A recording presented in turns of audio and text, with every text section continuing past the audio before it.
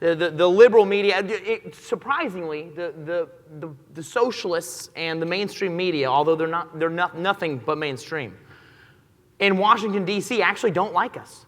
It blows my mind. And so when we're up in Washington, D.C., we feel all this vitriol, we feel all of this hate, we ask ourselves, wow, are we loved by the American people? Are we doing what they want us to do? But then I fly home, and Ted flies home. And every time I fly back to Western North Carolina, I stop at Cracker Barrel on the way home. And my goodness, let me tell you, I go from about being spit on in the airport in Washington, D.C., to people of every generation come up to shake my hand and say, thank you for fighting for our country. You give me hope for the next...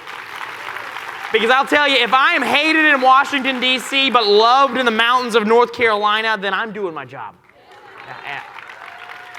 And oftentimes when people ask, wow, so you go up into this pit of hate where you can feel the darkness in Washington. How did you make that decision? It must have been the hardest decision of your life to get involved in politics. It must be the hardest thing you've ever done to go up against Nancy Pelosi every single day and the Jihad Squad. And I will tell you, the answer is no. Nothing can be further from the truth. The hardest thing I've ever had to do in my life was when I was in a terrible car accident. I had to make a decision of if I was going to carry on in my life or not. When everything I thought that my life would be it ripped away from me in a heartbeat. I didn't even have the chance to fight back. I was taking a nap in a passenger seat, and then I wake up in a hospital. Choosing to go on after that was probably the hardest thing that I've ever had to do.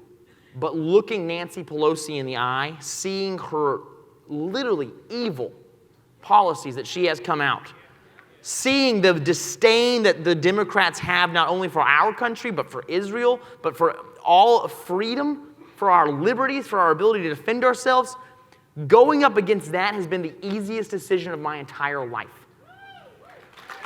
Because my friends, we all know down here in North Carolina how sweet this country is, how blessed we are to be Americans, the opportunity that is afforded to us.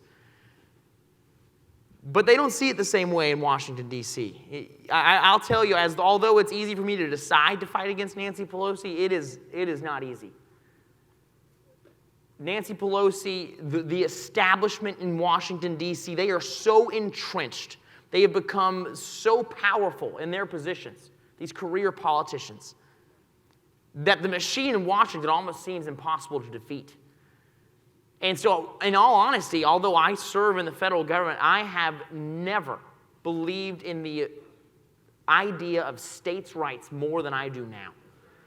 When I look down to see what's going on in Florida with Ron DeSantis and Texas with Greg Abbott, I say, wow, if all of our governors were just like that, Washington, D.C. wouldn't matter one bit.